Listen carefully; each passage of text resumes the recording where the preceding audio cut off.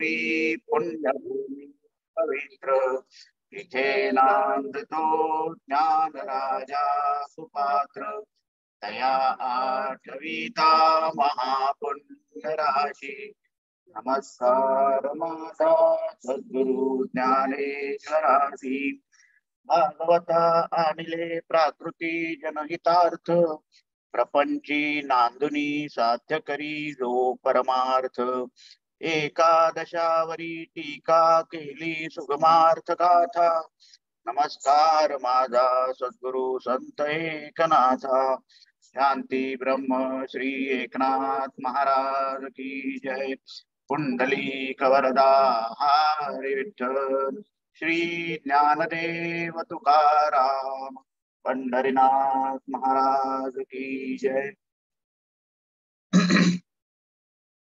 भगवद्गीता अध्याय 7 श्लोक पहिला आणि दुसरा एकत्र आहे, त्याच्यानंतर त्यांच्या खालच्या ओव्या आणि मग त्यांच्या अर्थाचं वाचन. पण ओम नमोजी आद्यापासून सुरू करू. ओम नमोजी आद्या वेद प्रतिपाद्या जय जय संवेद्या आत्मरूपा देवा तुझी गणेशु सकल मती प्रकाशु मणे निवृत्ती दासु अवधारी जोजी अकार चरण युगल उकार उदर विशाल अकार महामंडल मस्तकाकारे हे तिन्ही एकवटले तेथे शब्द ब्रह्म कवळले ते मिया गुरुकृपा नमिले आदि बीज आता अभिनव वाद विलासिनी ते चातुर्यार्थ कला कामिनी ते शारदा विश्वमोहिनी नमस्कार मिया तैसा पुडत पुडती तोची मिया अभिवंदिला श्री गुरुची जो अभिलषित मनोरथी पुरविता तो पुंडलिक वरदा हरी विठ्ठल श्री ज्ञानदेव तुकाराम पंढरीनाथ महाराज की जय। मय्या सप्तमनः पार्थ योगं युज्यन्मदाश्रयः असंशयं समग्रं मां यथा ज्ञास्यसि तच्छृणु ज्ञानं तेहं सविज्ञानमिदं वक्ष्याम्यशेषतः यज्ञात्वा नेह भूयोऽन्यत् ज्ञातं व्यं विशिष्यते। ऐका मगतो अनंतु पार्था ते असे म्हणतु पैगा तू योगयुक्तू झालासी आता मज समग्राचे जाणसी ऐसे आपुल्या तळहातींचे रत्न जैसे तुझ ज्ञान सांगेन तैसे विज्ञानेसी एथ विज्ञाने काय करावे ऐसे घेसी जरी मनोभावे तरी पै आदि जाणावे तेच लागे मग ज्ञानाची वेळे झाकती जाणीवे ते डोळे जैसी तीरी नाव नडळे टेकली शांती तैसी जाणीव जेथ नरिगे विचार मागता पाऊली निघे तर्कू आयुनी नेगे अंगी जयाचा अर्जुनाना तया नाव ज्ञान येर पपंचू हे विज्ञान तेथ सत्यबुद्धी ते अज्ञान हेही जाण आता अज्ञान अवघे हरपे विज्ञान निशेष करपे आणि ज्ञान ते स्वरूपे होऊनी जाईजे ऐसे वर्मजे गूढ ते कीजेल वाक्यारूढ जेणे थोडे न पुरे कोड बहुत मनींचे जेणे सांगतयाचे बोलणे कुंटे ऐकतयाचे व्यसन तुटे हे जाणणे साने मोठे पुरोनेदी। श्रीकृष्ण म्हणाले, हे पार्था, ज्या तुझे मन माझ्या ठिकाणी आसक्त झाले आहे व माझा आश्रय करून जो योग तू आचरण करणार आहेस तो तू कोणत्या प्रकाराने मला पूर्णत्वाने आणि शंका न राहता जाणशील तो प्रकार ऐक। प्रपंच ज्ञानासह हे मतविषयक ज्ञान मी तुला पूर्णत्वाने सांगतो। हे ज्ञान झाल्यावर या लोकी पुन्हा दुसरे जाणण्याला योग्य असे ज्ञान शिल्लक राहत नाही। ऐका। मग ते श्रीकृष्ण अर्जुनाला म्हणाले, अरे तो आता योगाच्या ज्ञानाने युक्त झाला आहेस। आपल्या तळहातात घेतलेल्या रत्नाप्रमाणे मला संपूर्णाला तू जाणशील असे ब्रह्मच्या ज्ञानासह तुला स्वरूप ज्ञान सांगतो. येथे विज्ञानाशी काय करावायचे आहे अशी जर तुझी मनापासून समजूत असेल तर तेच अगोदर समजणे जरूर आहे.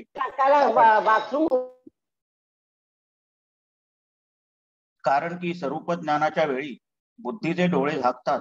ज्याप्रमाणे नाव नदीच्या तीराला टेकली असता पुढे सरकत नाही, त्याप्रमाणे जेथे बुद्धीचा प्रवेश होत नाही व विचार जेथून मागे फिरतो आणि ज्याच्या संबंधाने तर्काचे चातुर्य चालत नाही, अर्जुना, त्याचे नाव ज्ञान होय. त्याहून दुसरा जो प्रपंच आहे ते विज्ञान आहे. आणि प्रपंचाच्या ठिकाणी खरेपणाची जी बुद्धी तिला अज्ञान म्हणतात, हेही तू समज. आता अज्ञान संपूर्ण नाहीसे होईल व प्रपंच पूर्णपणे बाधित होईल आणि ज्ञान आपण स्वतःच होऊन जाऊ. असे जे गूढ वर्म आहे ते शब्दात आणले जाईल व त्याच्या थोड्या प्रतिपादनानेच मनाचे पूर्ण समाधान होईल, ज्यामुळे व्याख्यात्याचे प्रतिपादन थांबते व ऐकणाऱ्याचा ऐकण्याचा छंद नाहीसा होतो. हे ज्ञान लहान मोठा असा भेद राहू देत नाही. जय जय रघुवीर समर्थ.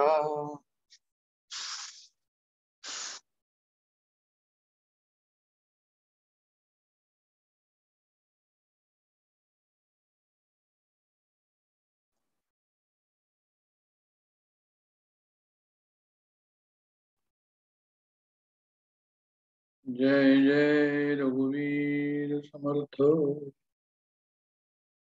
गुरु ब्रह्मा गुरुर्विष्णू गुरुर्देव महेश्वरा. गुरु साक्षात परब्रह्म तस्मै श्री गुरुवे नमः. आपल्या सर्वांना नम्र अभिवादन. हरिओम. आजचा विषय मागच्या वेळेस आपण 7व्या अध्यायाची ओळख म्हणून असा अभ्यास केला होता. काही अवतरणिका पण पाहिली होती 7व्या अध्यायाची. आता आज प्रत्यक्ष पहिल्या श्लोकाला आपण सुरुवात करणार आहोत आणि त्याच्यानंतर मग जे आहे ते हरिपाठाचा आपला दुसरा अभंग आहे तोही आपण पाहायचा प्रयत्न करू. आवाज येतो आहे असं मी समजतो.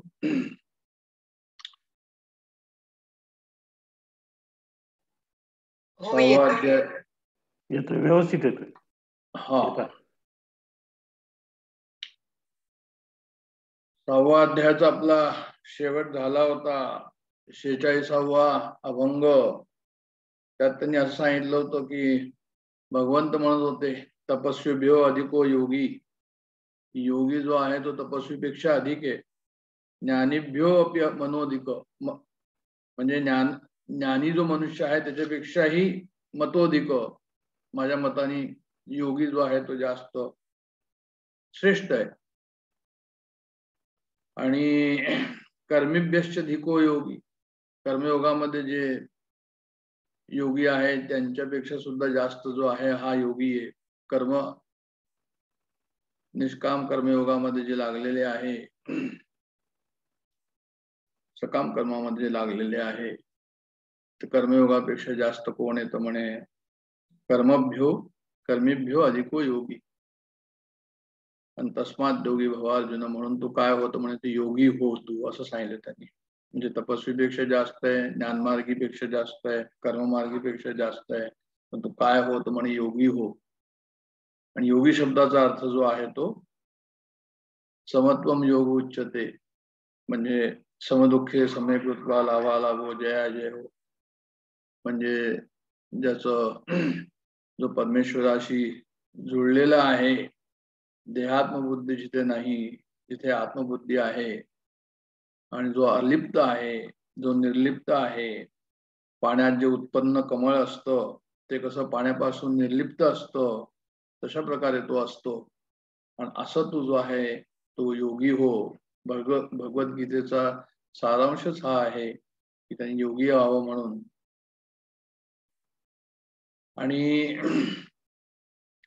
हे ह्या पूर्वी त्यांनी असं स्पष्ट म्हटलेलं नव्हतं. 6व्या अध्यायाच्या या श्लोकाच्या पूर्वी असं स्पष्ट सांगितलं नव्हतं की तू योगी हो. हे पहिल्यांदाच त्यांनी सांगितलं की तू योगी हो, तस्मात योगी भव अर्जुन.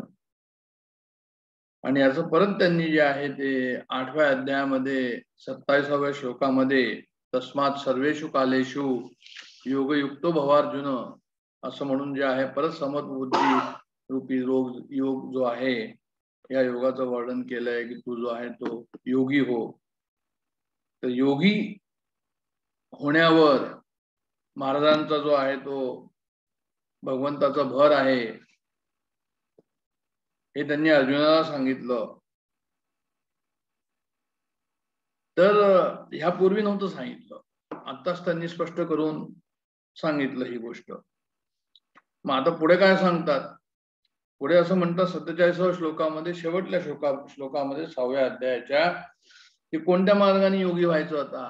कारण आपल्याकडे ज्ञान मार्ग आहे, भक्ती मार्ग आहे, योग मार्ग आहे, कर्म मार्ग आहे, लय मार्ग आहे, मंत्र मार्ग आहे, बरेचसे मार्ग आहे. तर कोणत्या मार्गाने योगी हो हे त्यांनी जे आहे ते 6व्या अध्यायाच्या शेवटल्या श्लोकामध्ये सांगितलं की मद्गतेन अंतरात्माना श्रद्धावान भजते योमाम समे युक्त तमो मता. म्हणजे योगिनाम अपि, या सर्व योगांमध्ये मुख्य सर्वात श्रेष्ठ कोण? त्यांच्या हिशोबाने युक्त तमो मतः. सर्वात युक्ततम कोण? युक्त तर युक्ततम. त्यामुळे सर्वात श्रेष्ठ तो आहे की ज्यांनी आपलं अंतःकरण जे आहे ते माझ्यामध्ये ठेवलंय, किंवा त्याचं अंतःकरण जे आहे ते परमेश्वरमय झालेलं आहे, आणि जो श्रद्धावान आहे आणि जो मला भजत राहतो, अशा प्रकारचा जो आहे तो भक्त, अशा प्रकारचा योगी मला प्रिय आहे. याचा अर्थ हा झाला की त्यांनी जे आहे ते भक्तियोगी हो अशा प्रकारचा या ठिकाणी उपदेश केलेला आहे. आणि हा भक्तियोगी कसा असतो हे पुढच्या श्लोकांमध्ये, म्हणजे 7व्या अध्यायाच्या ह्या श्लोकांमध्ये आलेला आहे. आणि एक प्रकारे त्यांनी भक्तियोग जो आहे तो सुरू केलेला आहे. म्हणजे प्रश्न सुद्धा अर्जुनाने विचारला नव्हता की भक्तियोगी कसा असतो म्हणून, पण तरी पण जे आहे ते भगवंतांनी प्रसन्न होऊन अर्जुनाशी संवादामध्ये मस्त होऊन असं सुद्धा लिहिलेलं भाष्यकारांनी भक्तीचा विचार जे आहे ते सांगणं सुरू केलेलं आहे. खरं म्हणजे आपण पाहिलं भगवद्गीतेचं चिंतन करताना की तत्त्वम असी, तो तू आहेस, अशा प्रकारचं जे महावाक्य छांदोग्योपनिषदाचं आहे त्याच्यामध्ये जे आहे ते त्वम पदार्थ आणि तत्पदार्थ. म्हणजे त्वम पदार्थ जे आहे ते म्हणजे मी कोण, जीव का कोण आहे, अशा प्रकारचं विवेचन पहिल्या 6 मध्ये आलेलं आहे. म्हणजे 1/3 गीता जी आहे आपल्याला सांगते की त्वम कोण, मी कोण, जीव कोण. हे म्हणजे प्राधान्याने आहे. कर्मयोग त्याच्यामध्ये आलेला आहे, आत्म्याचंही त्याच्यामध्ये 2ऱ्या अध्यायामध्ये वर्णन आलेलं आहे. पण मुख्यत्व हे आहे की जीव म्हणजे काय, आणि हा तत्त्वम असी, तर हा त्वम जो आहे तो तत् आहे, ईश्वर आहे, आणि ते जगत, जीव आणि जगदीश्वर. तर जगदीश्वर आणि जगत याचं वर्णन जे आहे ते 7, 8, 9, 10, 11, 12 मध्ये आलंय. आणि त्याच्यानंतर हे दोन्ही एकच कसं आहे, म्हणजे जीवो ब्रह्मेव नापरा, म्हणजे जो जीव आहे तो शिव आहे, वेगळे नाहीये. हे सांगण्याकरता जे आहे त्यांनी मग काय केलं तर म्हणे 13, 14, 15, 16, 17, 18. आणि त्याच्यामध्ये आपण असा विचार केला होता की 18वा अध्याय जणू काही एकाध्याय आहे की ज्याच्यामध्ये सर्व विचारांचं संमिश्रण आपल्याला भगवद्गीतेमध्ये दिसतं. हा सर्व विचार आपला झालेला आहे मागच्या वेळेस.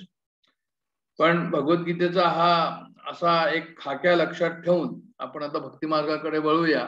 याच्यामध्ये 2 विषय आपल्याला मिळतील की भक्ती म्हणजे काय, भक्तीबद्दलचं वर्णन मिळेल आपल्याला 7 ते 12 मध्ये, आणि त्याच्यानंतर जगत काय आहे, जगदीश्वर काय आहे याचंही वर्णन आपल्याला या ठिकाणी मिळेल. आणि मग पहिला श्लोक जो 7व्या अध्यायाचा की श्री भगवान वाच, मया सक्तमना पार्थ योगम युंजन मदाश्रयः असंशयम समग्रम मा यथा न्यासस्सी तशृणु. तर मयासक्त मना म्हणजे माझ्या ठिकाणी मन आसक्त असलेला. कोणाचं तर म्हणे तू माझ्या ठिकाणी मन आसक्त ठेव, असं माझ्या ठिकाणी आसक्त असलेला असा जो भक्त आहे तो. मयासक्त मना पार्थ हे अर्जुना योगम युंजन मदाश्रया. योगम युंजन मदाश्रया म्हणजे आपण आत्ताच बोललो या ठिकाणी की योगाचा अर्थ जो आहे तो अलिप्तता आहे, निर्लिप्तता आहे, विटनेस कॉन्शियसनेस आहे. योग म्हणजे जे आहे ते भगवंताशी अखंड समरस होणं आहे, आत्मबुद्धी आहे, त्या ठिकाणी देहात्मबुद्धी नाही. योगन युंजन म्हणजे परमात्माशी जो अखंड स्वतः सिद्ध संबंध आहे, जीव ब्रह्मेवनापरा हा जो स्वतः सिद्ध संबंध आहे याला मानणारा, सिद्धी असिद्धीत सम राहणारा, भगवंताचं नामस्मरण करणारा, जप करणारा, ध्यान करणारा, भगवंताच्या लीलांचं चिंतन करणारा, त्याचं स्वरूपाचं चिंतन करणारा, अर्थात हे सर्व करताना जो काही तो व्यवहारामध्ये कार्य करेल तो भगवंता संबंधित ते कार्य एक प्रकारे असेल, कारण ते भगवंताला सर्व समर्पित असेल. अशा प्रकारचं योगम युंजन याचा अर्थ जो आहे तो आहे. त्याच्यानंतर मग मदाश्रया हा म्हणजे मदाश्रया म्हणजे माझ्या आश्रयाला, भगवंताच्या आश्रयाला, म्हणजे ज्याला केवळ माझीच फक्त आशा आहे. आपल्याला कितीतरी आशा असतात, कितीतरी लोकांकडनं किती किती प्रकारच्या आशा असतात. तर हा म्हणतो की नाही, ज्याला माझीच आशा आहे म्हणजे ज्या भक्ताला भगवंताचीच फक्त आशा आहे, भगवंत मला जो आहे तो भगवंताचं स्वरूप मला जे आहे ते चिंतन करायचं आहे, तोच माझा जो आहे तो पहिली आणि शेवटली आशा तीच, ते भगवंतच, त्याच्यावरच भरोसा आहे, तोच माझा आधार आहे, त्यावरच माझा विश्वास आहे. अशा प्रकारची जी भावना आहे ही भावना मदाश्रया याला जे आहे ते उल्लेखित करते. म्हणजे संपूर्णपणे भक्त भगवंताच्या आश्रयाला राहतो असा तो मदाश्रया. असंशयम समग्रम माम, असंशयम ज्याचे मन कसं आहे तर म्हणजे ते भगवंताच्या ठिकाणी आसक्त आहे, त्या ठिकाणी त्याला संशय नाहीये, संपूर्णपणे भगवंताशी तो आश्रित आहे, भगवंताच्या संबंधाला त्यांनी मानलेलं आहे, त्यांनी स्वीकारलेलं आहे. आणि समग्रम माम म्हणजे तो भगवंताच्या समग्र रूपाला जाणतो, म्हणजे सगुण रूपालाही तो जाणतो की हा भगवंत आहे, सर्वव्यापी भगवंत आहे, निर्गुण तर आहे सर्वव्यापी भगवंत, पण सगुणालाही तो जाणतो, समग्र रूपाला जाणतो, सगुणाच्या देवतांच्या सगुण रूपाला तो जाणतो. शिव असेल, गणेश असेल, सूर्य असेल, विष्णू असेल, त्यांच्या समग्र रूपाला तो जो जाणतो तो समग्रम माम. आणि यथा न्याससी तशृणु म्हणजे यथा न्याससी म्हणजे ज्या प्रकाराने तुला समजेल असं जे भगवंताचं स्वरूप आहे, ज्या प्रकाराने तुला समजेल, कारण की पुढे पंचमहाभूताचं वर्णन पण आहे, त्याही प्रकारे ते समजवतात. तर तू अशा समग्र रूपाला ज्या प्रकाराने जाणशील तत् शृणू, त्या प्रकाराने तू ऐक, ते ऐक. म्हणजे त्यांना असं म्हणायचं या ठिकाणी की आता मी तुला सर्व सांगतो, आणि जसं मी पहिले सांगितलं की त्यांनी न विचारता, अर्जुनाने न विचारता सर्व हे उत्तर देतात. ते 4थ्या अध्यायामध्ये 23वा श्लोक आहे, त्याच्यामध्ये यज्ञ याचरित कर्म समग्रम प्रविलीयते, म्हणजे कर्माचं समग्र रूप त्या ठिकाणी दर्शवलं आहे. तसंच या ठिकाणी भगवंताचं समग्र रूप दर्शवलं आहे. कर्मयोगामध्ये, निष्काम कर्मयोगामध्ये त्यांनी कर्माचं समग्र रूप जसं सांगितलं, तसं या ठिकाणी भगवंताचं समग्र रूप सांगितलंय. म्हणजे आसक्ती कुणाची असावी, म्हणे आसक्ती माझीच असावी. आश्रय कुणाचा असावा, म्हणे माझाच आश्रय असावा. मग असा जर आम्ही अभ्यास केला तर मग काय होईल, तर म्हणजे समग्र रूप भगवंताचं जे आहे ते आम्हाला कळेल. म्हणजे आमचं कुठे आसक्ती असते, आता हे आम्हाला सर्वांना माहिती आहे आमची कुठे आसक्ती असते म्हणून. तर पहिल्या चरणामध्ये त्यांनी काय सांगितलं की मयासक्त मना योगम युंजनम मदाश्रया. आता हे जे सांगितलं तर पुढच्या चरणामध्ये ते सांगतात हे सर्व काय, तर म्हणे हे साधन आहे. म्हणजे मयासक्त मना हे साधन आहे. साधकाचं साधन काय आहे तर म्हणे आमची आसक्ती परमेश्वराकडे असावी हे साधन आहे.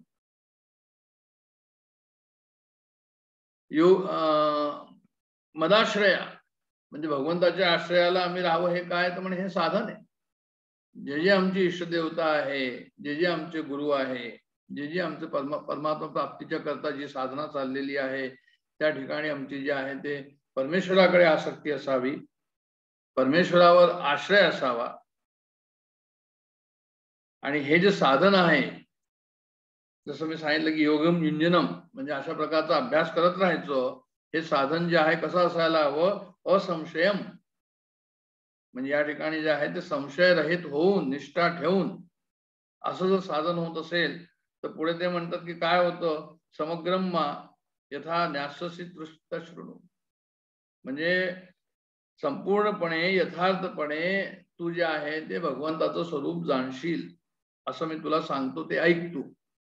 असं जर केलं तर म्हणजे साधनही सांगितलेलं आहे आणि त्यांनी साधन जे आहे ते साध्यही काय आहे ते सांगितलंय समग्रम माम म्हणून की समग्रम माम तुला कळेल अशा प्रकारचं त्यांनी वर्णन केलंय तिथे. म्हणजे प्रत्येक साधकाचं हे कर्तव्य आहे. काय कर्तव्य आहे की जे परमेश्वराचं समक्य स्वरूप आहे ते निसंशय यथार्थपणे जाणणं हे आपलं जे आहे ते ध्येय आहे. आणि हे पॉसिबल केव्हा आहे तर म्हणे पॉसिबल जे आहे ते आम्ही जो त्याप्रमाणे अभ्यास केला. कशा प्रकारे अभ्यास करायचा जो भगवद्गीता आहे, ज्ञानेश्वरी आहे, दासबोध आहे, उपनिषद आहे त्या प्रामाण्याने अभ्यास करायचा, गुरुकडून अभ्यास करायचा. आणि ते तेव्हाच होईल. हा अभ्यास केव्हा होईल तर म्हणजे हा अभ्यास जे आहे याच्याकरता अंतःकरण शुद्ध हवं, याचा अनुभव येण्याकरता अंतःकरण शुद्ध हवं. म्हणजे एक प्रकारे असंही म्हणूया की हे सर्व दासबोध ज्ञानेश्वरी वाचता वाचता अंतःकरण शुद्ध व्हावं आणि अंतःकरण शुद्ध होऊन ज्ञानाचा प्रकाश त्या ठिकाणी पडावा. कारण असं की त्यांचं म्हणणं असं की आपण जर आसक्त संसारामध्ये असू तर मग रागद्वेषात्मक आपलं अंतःकरण असेल, पूर्वग्रहित आपलं अंतःकरण असेल, बुद्धी त्या प्रकाराने असेल आणि मर्यादित असेल ते सर्व, त्यामुळे मग आपल्याला जे आहे ते याचा अभ्यासाचा फायदा होणार नाही. म्हणून जे आहे ते अत्यंत आवश्यक आहे की आमचं अंतःकरण शुद्ध हवं या अभ्यासाकरता. आणि मयासक्त मना त्याच्याकडे आसक्त होण्याकरता अंतःकरण शुद्ध असलं पाहिजे. जर आमचं अंतःकरण शुद्ध नसेल तर त्याच्यामध्ये आम्ही आसक्त होऊ शकणार नाही. मग आता प्रश्न आहे की मन, बुद्धी, चित्त, अहंकार सर्व काही आमच्यामध्ये आहे, मग यांनी मयासक्त मना म्हटलं का? मनालाच आसक्त होऊ दे मायाकडे असं का म्हटलं? बुद्धीला का नाही म्हटलं की बुद्धीला मायाकडे तू आसक्त होऊ दे? त्याचं कारण असं आहे की म्हणे बुद्धी जी आहे ती आपला पुष्कळ वेळा योग्य निर्णय घेते. असं नाही की निर्णय ती घेत नाही. विवेकाच्या साह्याने बुद्धी योग्य निर्णय घेते. पण होतं काय की म्हणे मन जे आहे ते आपलं उच्छृंखल होतं, ते संशयग्रस्त होतं, ते शंका कुशंका निर्माण करतं की अरे हे असं तर नाही. आपण एक योग्य निर्णय घेतला की असं करायला व्यवहारामध्ये तर मन जे आहे ते आपल्याला माहिती शंका घेतं. तिथे असेल नसेल, होईल नाही होणार, मग पुढे माझं काय होईल, अशा शंका निशंका घेणं, विकल्प निर्माण करणं. तर विकल्प निर्माण करणं, निश्चय आपला डळमळीत करणं, हे सर्व काम कोणाचं आहे तर म्हणे हे सर्व जे आहे ते मनाचं काम आहे. म्हणून संशयी मन जर असेल तर जे आहे बुद्धीचा निश्चय डळमळीत होतो, म्हणजे संशयात्मा विनश्यती. म्हणून कदाचित त्यांनी भगवंतांनी या ठिकाणी म्हटलं असावं की ते जे मन असं विकल्प सहित असतं, जे डोलायमान असतं, जे आहे ते वाऱ्याप्रमाणे इकडून तिकडे जातं, चंचलही मन कृष्ण प्रमादी बलवत्तरम, अशा प्रकारचं जे आहे ते अर्जुनाने मनाबद्दल जे आहे ते आपले विचार प्रकट केले होते भगवंताला. तर म्हणून भगवंताने सांगितलं की अरे ते मन जे आहे ना ते मला आसक्त कर. मग आपले इष्टदेव असेल, आपले गुरु असेल, आपले कोणी संत असतील, जे कोणी असेल, जी देवता असेल, जसे आपली उपासना असेल त्याप्रमाणे जे आहे त्यांना त्यांच्या आसक्तीमध्ये राहायला हवं. आता होतं काय की आसक्तीचा अर्थ मूळ संस्कृत मध्ये जो आहे तो आसक्तीचा अर्थ हा पण आहे की अनन्य. आसक्ती म्हणजे अनन्य असाही अर्थ त्या ठिकाणी त्यांनी केलेला आहे. आसक्तीचा अर्थ जो आहे तोच आहे जो आपल्याला व्यवहारामध्ये माहिती आहे आणि त्याचा अनुभव आहे आपल्याला. तो काही वेगळा आसक्तीचा अर्थ त्या ठिकाणी नाहीये. म्हणजे आमची आसक्ती जी आहे ती धनामध्ये, आमची आसक्ती प्रेमामध्ये, आमचा अनुभव त्या ठिकाणी आहे. आम्ही आकर्षित होतो संसारग्रस्त वस्तूंना, आम्ही तिकडे खेचत जातो. आम्हाला तिथेच राहणं, त्याच अवस्थेत राहणं आवडतं. त्याचीच आठवण जी आहे ते आम्हाला नेहमी येते. म्हणजे ही एक प्रकारची मनाची भावधारा आहे. कर्मधारा, भावधारा आणि ज्ञानधारा अशा प्रकारचं जे व्यवहारामध्ये ज्ञान, कर्म आणि भाव हे तिन्ही मिश्रित आपल्याला विचारांमध्ये दिसतात, कृतीमध्ये दिसतात. त्याच्यामध्ये भावधारा जी आहे ती कशी आहे तर म्हणे जी आहे ती आपल्याला ती आकर्षित करते आणि ती आकर्षित जे आहे ती त्याचं मग आम्ही स्मरण करत राहतो, त्याचीच आठवण आम्हाला येत राहते आणि ते स्वाभाविक आठवण येत राहते. आम्हाला तिथे काही नामस्मरण नाही करावं. जसं नामस्मरण करतो तसं काही भगवंताचं स्मरण नाही करावं लागत. ज्याच्यामध्ये आम्ही आसक्त आहोत त्याची आठवण आम्हाला सहज राहते, स्वाभाविक राहते, विसर कधीच पडत नाही, कारण मन चिकटलेलं असतं तिकडे. आमचं म्हणजे कसं आहे की म्हणजे संसारामध्ये कशी आसक्तीचा काय अर्थ आहे, आसक्तीचा काय आपल्याला अनुभव आहे, एक प्रकारे त्या ठिकाणी त्या वेळेकरता, त्या अवस्थेकरता आनंदता होऊन जाते की त्या जणू काही आपल्याला आणखीन काही आवडतच नाही. तर आपली ओढ असते त्या ठिकाणी, नावामध्ये ओढ असते, मानापमानामध्ये ओढ असते की माझा मान लोकांनी करावा. त्याच्यानंतर ही सर्व वस्तू कशा आहेत म्हणे, या उत्पत्ती विनाशशील नाशिवंत आहे. शब्द स्पर्श रसरूप गंध याही ठिकाणी आमचं आकर्षण आहे. आता ही जी आसक्ती आहे ही आम्हाला निर्माण नाही करतायत संसारामधली, हे आपोआपच होते. हा अंतःकरणाचा उत्स्फूर्त स्वभाव आहे. आईला मुलाचं वात्सल्य असतं, वात्सल्य भाव जो आईचा असतो तो उत्स्फूर्त असतो. मग भगवंतामध्ये कसं काय निर्माण करायचं, भगवंतामध्ये कसं ते येईल? तर भगवंतामध्ये सुद्धा निर्माण करणं जे आहे, कोणतीही निर्माण एकदम होणार नाही आसक्ती. भगवंतामध्ये आसक्ती करण्याकरता मयासक्त मना असं भगवंत या ठिकाणी साधनेमध्ये आपल्याला सांगतात की साधना काय करायची आहे, मयासक्त मना, की आमचा आसक्त जे आहे आमच्या इष्टदेवामध्ये, आपल्या गुरुमध्ये, आपल्या परमात्म्याविषयी जे आहे ते आम्ही तिथे आसक्त राहावं. तर म्हणे मग काय करायचं, तर म्हणे पहिले जे आहे ते तुम्ही शुद्ध भावनेने जप तप ध्यान उपासनेमध्ये करावं, उपास्य देवतेचं करावं. भगवंत सर्व दूर आहे हे मानावं, अनुभव नाही हरकत नाही, आणि ते मानून नाम जप करावा, त्याचं नाव घ्यावं, त्याची उपासना करावी. त्याच्यानंतर काय तर म्हणे त्याच्यानंतर तुम्ही विषयाचे दोष सुद्धा त्या ठिकाणी पहा की विषयामध्ये तुम्हाला जो आनंद आहे, सुख मिळतं, विषयामध्ये जे तुम्हाला असं वाटतं की अरे वा हे विषय तर खूप चांगले, तर म्हणे त्याला जे आहे तुम्ही हे पहा की त्या ठिकाणी दोष कशा प्रकारचे दोष आहे, विषयामधले दोष. विषयामध्ये काय दोष आहे तर म्हणे अनित्यत्व आहे, म्हणजे आज आहे उद्या नाही. यद्रष्टम तम नष्टम किंवा मात्रा स्पर्शास्तु कौंतेय शीतोष्ण सुख दुःखदा आगमा पायनो नित्या तांतिदीक्षसो भारत. तर हे जे आहे अनित्यता, त्याच्यानंतर विषयापासून आम्हाला काय सुख मिळतं का, म्हणे संत असं सांगतात, ज्ञान आपल्याला असं सांगतं की जरी तुम्हाला सुरुवातीला असं वाटत असेल की बा सुख मिळतं, तरी शेवटी जे आहे ते काय होतं, म्हणे ते दुःखच असतं त्या ठिकाणी. आद्यंतवंत कौंतेय न तेषु रमते बुधा असं म्हटलेलं आहे भगवद्गीतेने. म्हणजे जे आहे अर्थ मनर्थ भावय नित्यम किंवा अनित्यम सुखम लोकम इमम प्राप्य भजस्व माम, अशाही प्रकारचं भगवद्गीता आपल्याला 9व्या अध्यायात सांगते 33व्या श्लोकात. तर मला सांगत तात्पर्य असं की जे अनित्यत्व आहे संसाराचं, विषयाचं जे अनित्यत्व आहे, हा दोष आहे विषयाचा. विषयामधनं सुख घेण्याचे दोष आम्ही पाहावे, म्हणजे भगवंताकडे आमचं लक्ष जाईल. भगवंताकडे आसक्ती निर्माण होईल. म्हणजे एक तास असतं की बाबा आम्हाला जर काही संकट पडलं तर आम्ही भगवंताकडे वळतो. म्हणजे संत म्हणतात ती तुमच्यावर कृपा आहे, आम्ही त्याला कृपा समजत नाही, पण संतांच्या हिशोबाने ते काय तर म्हणे ती खूप मोठी कृपा आहे. आणि दया कशी आहे भगवंताकडून तर म्हणे दया त्याला म्हणतात की ज्यावेळेस भगवंताबद्दल तुम्हाला आसक्ती निर्माण होईल म्हणजे भगवंताने तुमच्यावर दया उत्पन्न केली.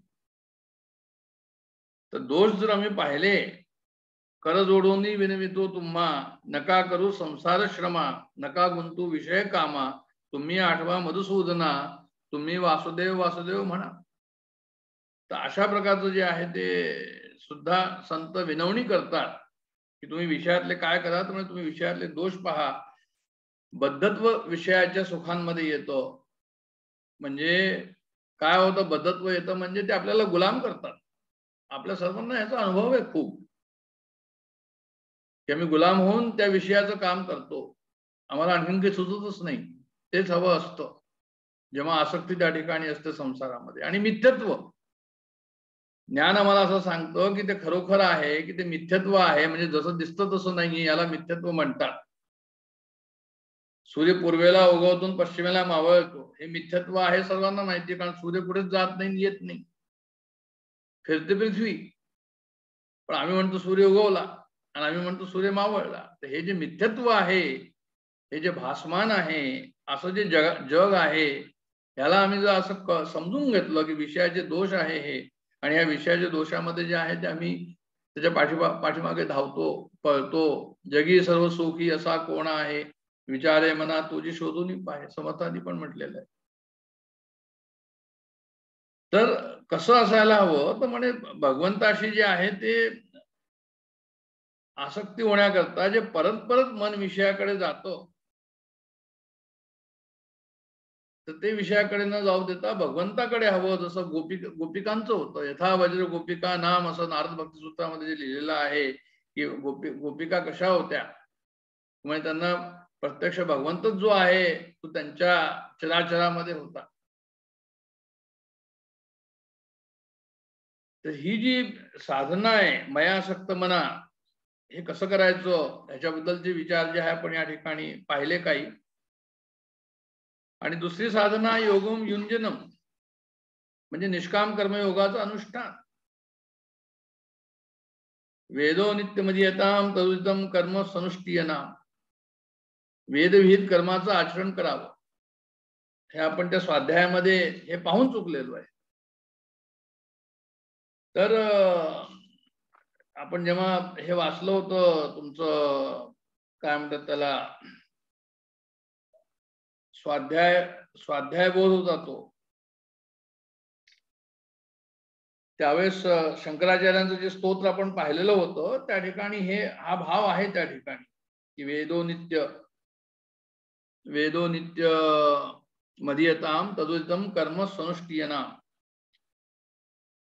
कसं आचरण कसं करायचं, तर म्हणे वेद विहित करायचं, योग्य आचरण करायचं, असा एवढाच त्याचा अर्थ आहे. आणि जसं आपण पाहिलं की त्या ठिकाणी मदाश्रयामध्ये आणि दुसरं आसक्तीमध्ये अनन्य भाव पण हा पाहिला संस्कृतामध्ये, की अनन्य म्हणजे न अन्य, म्हणजे अन्याचा भाव नको. म्हणजे परमेश्वर कसा हवा, तर म्हणे परमेश्वराशी आम्ही अनन्य व्हावं, म्हणजे आम्हाला आणखीन काही नको, फक्त परमेश्वरच हवा, असं सांगायचं त्यांना.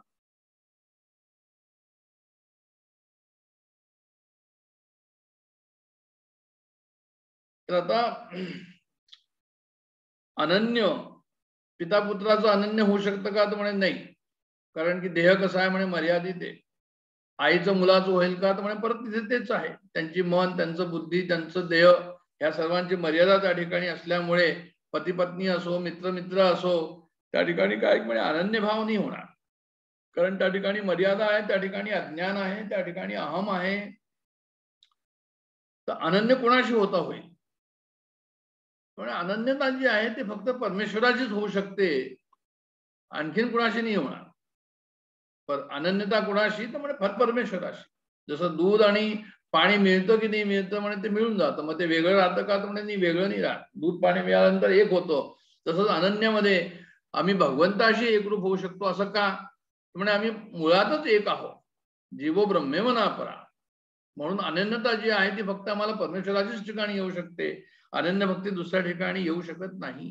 आणि म्हणून अद्वैत भक्तीचं महत्व आहे की जिथे एक राहिलं नाही, ते म्हणताय असं नाही म्हणतायत की एक राहिलं, ते म्हणतात दोन नाही राहत. म्हणजे प्रेम राहील, प्रेम पात्र नाही राहणार, तो भक्ती राहील पण भक्त आणि भगवंत नाही राहणार. म्हणजे दोन आहे ते मिटतील. म्हणजे त्या ठिकाणी जर मालकीयत असेल तर ती जाईल, अहंकार असेल ती जाईल, आणि अहंकार असेल तर मग त्या ठिकाणी याचा अर्थ हा झाला की ती अनन्य भक्ती नाहीये. त्या ठिकाणी उंच निंचपणा सर्व जाईल, एक दुसरा जाईल, तरच ते जे आहे ते काय होईल, त्या ठिकाणी अनन्यता येईल. एक बाई अशी होती की जिला तिच्याकडे एक छोटीशी बुद्धाची मूर्ती होती, आणि त्या बुद्धाच्या मूर्तीवर तिचं खूप प्रेम होतं. तर ती बुद्धाची मूर्ती एकदा ती जी आहे ती मंदिरामध्ये गेली, चीनमध्ये, ज्याच्यामध्ये खूप मोठं बुद्धाचं मंदिर होतं आणि खूप बुद्धाच्या मूर्त्या होत्या. ही जेव्हा त्या बुद्धाच्या मंदिरात गेली, नंतर विचार केला की माझ्या मूर्तीची आता मी पूजा करते, तर काय झालं त्यावेळेस, तर म्हणे त्या बुद्धाच्या मूर्तीची पूजा करताना तिला जेव्हा धूप पेटवायचा होता, उदबत्ती पेटवायची होती, ती हिनी म्हटलं की हा याचा जो वास आहे बुद्धीचा, याचे म्हणजे अगरबत्तीचा जो धूर आहे तो फक्त माझ्या बुद्धालाच मिळावा. म्हणून तिने काय केलं की एक पुंगळी घेतली छोटीशी, आणि एकीकडे अगरबत्ती जाळली, उदबत्ती जाळली, आणि दुसरीकडे त्याच्या तोंड नाकाला लावली. आता परिणाम जो व्हायचा तोच झाला की त्याचं नाक जे आहे ते एकदम काळाठिक्कर होऊन गेलं. इतकी जास्त उदबत्ती तिने जाळली. का तर म्हणे माझ्या बुद्धाला फक्त जो आहे तो धुपाचं हे झाला पाहिजे. मग त्या एका तिथलच्या माणसाने विचारलं की तू हे काय केलं बाई? तो म्हणे मला माहित नव्हतं, मला तर फक्त यांनाच धूप लावायचं आहे. आता म्हणजे ते बुद्धाचं मंदिर होतं, बरेच बुद्धांची मूर्त्या तिथे होत्या, पण हिचं कसं होतं, तिचं मर्यादा होती, हिचं अज्ञान होतं, हिचा अहंकार होतं, ही गौणी भक्ती होती. सर्वव्यापी भगवंत आहे अशा प्रकारची ती भक्ती तिथे नव्हती. आणि म्हणून कशी भक्ती हवी, कशा प्रकारची भक्ती हवी, तर म्हणजे जिथे दोन मिटतील, भरला गंधाट हरिदिसे. आजचा हा हरिपाठाचा अभंग आहे, शेवटलं चरण आहे. तर अशा प्रकारची भक्ती असणं, त्याला ते अनन्य भक्ती जी आहे, अनन्य भक्तीचं त्यांनी त्या ठिकाणी त्याला नाव दिलेलं आहे. तर आता माझ्यात आसक्ती, मयासक्त मना किंवा मदाश्रया, म्हणजे माझ्यामध्ये आश्रय कर, आणि त्याच्यानंतर लिहिलंय की मलाच तू आहे तो भज, किंवा मलाच तू शरण जा. अशा प्रकारचं जे भगवद्गीतेमध्ये वेळोवेळी आपल्याला पाहायला मिळतं. तर असा एक प्रश्न त्या ठिकाणी निर्माण होतो की काय श्रीकृष्ण जे आहे अहंकारी होते का? श्रीकृष्णाने असं काय म्हणावं की मलाच जो आहे तू भज, मला जो आहे तू शरण जा? तर ह्या ठिकाणी असं समजायला हवं आपल्याला की भगवान श्रीकृष्णचं जे हे ज्ञान आम्ही ह्या ठिकाणी पाहतोय ते त्यांच्या द्वारा प्रगट झालेलं आहे, आणि आहे ते कोणतं, तर म्हणे परमात्मा स्वरूपच आहे. अवतारी कृष्णाला जरी डोळे असले तरी आम्हाला त्याचे डोळ्याच्या पाठीमागचा जो डोळा आहे त्याचा तो पाहायला हवा. डोळ्याचा डोळा पाहायचा. चर्मचक्षुंना जर त्याचा डोळा दिसत असेल, मूर्तीमधला डोळा, तर म्हणजे तो डोळा खरा नाहीये. अवतार झाला, मूर्ती समोर आहे, त्याच्या डोळ्याला जर काही झालं तर आम्ही त्याला जे आहे ते साफ करू, स्वच्छ करू, नीट करू. पण जे भगवद्गीतेमध्ये भगवान श्रीकृष्ण म्हणतात की तू मला येऊन मिळ, तर हे कशा प्रकारचे, म्हणे अहंकाराचं हे नाहीये, हे परमात्मा स्वरूप त्या ठिकाणी व्यापक परमात्मा स्वरूप जो आहे तो बोलतोय. अहंकारी जर कुणी असा असता, म्हणाला की भाई ठीक आहे मला येऊन भेट, तर तो असं नसतं म्हणाला. अहंकारी मनुष्याने काय केलं असतं, काहीतरी इनडायरेक्टली त्याची युक्ती अशी केली असते की यांनी मला येऊन मिळावं किंवा यांनी मला सरेंडर व्हावं. सरळ सरळ नसतं म्हटलं. तर म्हणून ही जी भगवंतावरची निष्ठा आहे ही कशी हवी आपल्याला, ही शंकेखोर नको की अरे भगवंत अहंकारी होते का म्हणून. इथे सहजता आहे, विनम्रता आहे भगवंताच्या वचनांमध्ये. ते लक्षात ठेवून आम्ही असंशयम समग्रम, त्याचं स्वरूप कशा प्रकारचं आहे, समग्रम आहे, ह्या ठिकाणी आपली निष्ठा कशी हवी, तर म्हणे असंशय हवी. आता असंशय कसं असतं, आता सायन्समध्ये काय करतात ते म्हणे ते काहीतरी हायपोथेसिस ठेवतात. त्यांचा एखाद्या सिद्धांतावर विश्वासारखा होतो की हा सिद्धांत बरोबर असेल, पण तरी बरोबर असेल म्हणजे त्याच्यामध्ये संशय असतोच. मग तो संशय ठेवून तो प्रयोग चालतो. एकीकडे विश्वास पण आहे, एकीकडे संशय पण आहे, आणि मग तो प्रयोग करतो आणि त्याच्यातले तो दोष पाहतो. वस्तूमधले जो आहे तो दोष पाहतो. पण भक्त जो असतो, भगवंताचा भक्त किंवा अध्यात्मामध्ये, तो काय करतो, तो म्हणे भगवंताशी निष्ठावान असतो. मग भगवंताशी निष्ठावान त्याची निष्ठा कशी असते? त्या ठिकाणी संशय असतो का? तर म्हणे नाही, म्हणे त्या ठिकाणी संशय नसतो, विश्वास पूर्ण असतो भगवंतावर. तो काय करतो जर काही झालं तर म्हणे तो जो आहे तो संशय नाही ठेवत भगवंताकडे किंवा आपल्या गुरुकडे. आपल्याला तर उदाहरणं त्याची पुष्कळशी उदाहरणं श्री गुरु बेलसरांनी त्यांच्या चरित्रामध्ये दिलेली आहे, महाराजांच्या चरित्रामध्ये दिलेली आहे, नंतरही दिलेली आहे. आणि त्याच्यात त्यांनी सांगितलेलं आहे, काय सांगितलं त्यांनी, तर म्हणे जे आहे ते भाऊसाहेब होते, वाणीरूप महाराजांचे वडील. त्याचं उदाहरण दिलं आहे त्यांनी की म्हणजे त्यांच्या लहान 100 वर्षापूर्वीची गोष्ट आहे. लहान मुली त्या लहानपणीच लग्न होत होती आणि त्यांची लहान मुलगी होती, लहानपणीच तिचं लग्न शेजारीच झालं आणि तिला तिथे खूप त्रास झाला सासूरवाडी. पण सासूरवाड अगदी शेजारी होतं आणि त्यांना रोज पावलं नव्हतं जात, अशा प्रकारचं होतं. पण जेव्हा त्यांच्या बायकोनी म्हटलं की अरे हे कसं काय, हे लग्न आपण कसं काय केलं, म्हणून कसं काय ह्या ठिकाणी आपण संबंध जोडले, तर त्यांनी काय म्हणावं त्याच्यावर, अरे पण ते महाराजांनी केलं ना, महाराज कसे चुकतील? त्याचा अर्थ हा झाला की तो भक्त जो आहे तो आपल्यामध्ये दोष पाहिजे, भगवंतामध्ये दोष नाही पाहणार. म्हणजे माझं जर काय माझ्या बरोबर जर काही वाईट झालं तर मी म्हणेल माझ्या प्रारब्धाने झालं, भगवंतानी काही केलं असं नाही. तर अशा प्रकारची बरीचशी उदाहरणं जी आहेत त्यांनी त्या ठिकाणी दिलेली आहे की जिथे जो निष्ठावान भक्त असतो तो आपल्यामध्ये दोष पाहतो, तो भगवंतामध्ये दोष पाहत नाही, आपल्या गुरुमध्ये दोष पाहत नाही, आपल्या इष्टदेवतेमध्ये दोष पाहत नाही, तो दोष आतमध्ये पाहतो, तो दोष बाहेर पाहत नाही. जेव्हा सायंटिस्ट असतो तो दोष बाहेर पाहतो, तो वस्तूमध्ये पाहतो, बाहेरच्या व्यक्तीमध्ये पाहतो, पण स्वतःमध्ये तो दोष नाही पाहत. हा फरक आहे त्याच्यामध्ये निष्ठेमध्ये. आणि मग असं जी निष्ठा असेल तर मग ती असंशय निष्ठा अशा प्रकारची होऊ शकते. म्हणजे अर्जुनाची निष्ठा होती, तर अर्जुनाला भगवंतावर पूर्ण निष्ठा होती, पण त्यांनी मन चंचल होतं. अशा प्रकारचं जे आहे त्यांनी त्या ठिकाणी भगवंताला विचार आपला सांगितला की माझं मन कसं आहे, तर म्हणे ते डोलायमान आहे.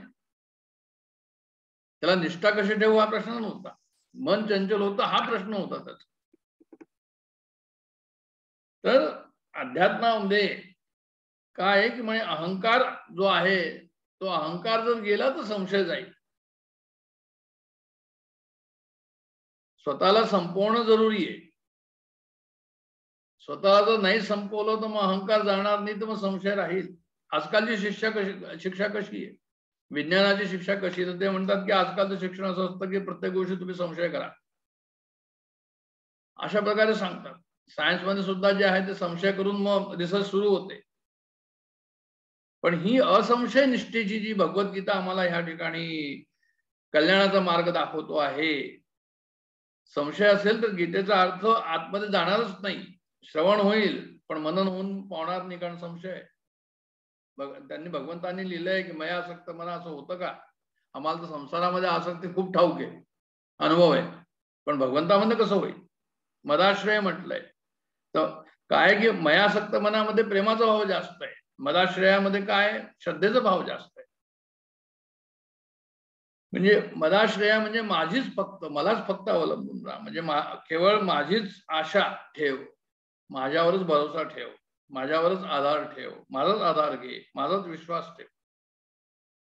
म्हणजे आपलं कसं आहे, आपल्याला असं व्यवहारामध्ये आपण करतो, आपल्याला कुणाचा तरी नेहमी आश्रय लागतो, आपला स्वभावच असा आहे. पण अध्यात्म मला काय सांगतो, अध्यात्म सांगतो तुम्ही परमेश्वराचा आश्रय करा. असं का करा? तर म्हणजे तुम्ही परमात्माचेच अंश आहात, असं अध्यात्म आपल्याला सांगतो. आणि परमात्मा म्हणजे आनंद, सुखरूपता. मग आम्ही जर परमात्माचे अंश आहे तर मी काय करतो, म्हणजे आम्ही आपल्या अंशीला शोधत राहतो. अंशीला शोधत राहतो म्हणजे आनंदाला शोधत असतो नेहमीच.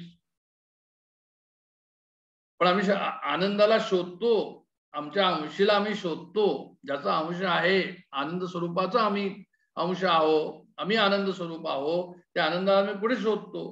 म्हणजे शरीराशी संबंध आहे म्हणून शरीरामध्ये शोधतो, संसारात त्याचा शोध घेतो इथे कुठे मिळेल का म्हणून.